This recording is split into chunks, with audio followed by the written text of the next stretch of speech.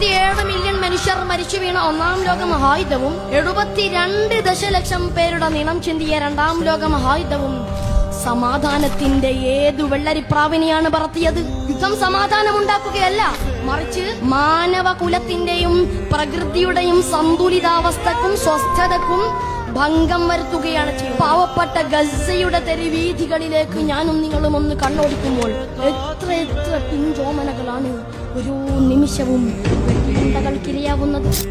മൃതിയടയുന്നവരുടെ അക്കക്കണക്കുകൾക്കപ്പുറം അംഗവിച്ഛേദം സംഭവിച്ച ആയിരങ്ങളുടെ ആർത്തനാദങ്ങൾ ആരെങ്കിലും അറിയുന്നുണ്ടോ? നിലംപരിശായ ഭവനങ്ങളിൽ നിന്നും പ്രാണരക്ഷാർത്ഥം അഭയാർത്ഥി ക്യാമ്പുകളിലെത്തി നരകതുല്യമായ ജീവിതം നയിക്കുന്നവർ, അന്നവും അറിവും മുറിവിനുള്ള മരുന്ന് നിഷേധിക്കപ്പെട്ട് തെരുവിലലയുന്ന ബാല്യകുമാരങ്ങൾ. മനുഷ്യ മനസ്സുകളിൽ പരിവർത്തനത്തിന്റെ ഗീതം മുഴക്കേണ്ടത് യുദ്ധത്തിലൂടെയല്ല. സാമൂഹ്യ തിന്മകളുടെ വിഭാടനത്തിന് സംഘർഷമല്ല പരിഹാരം.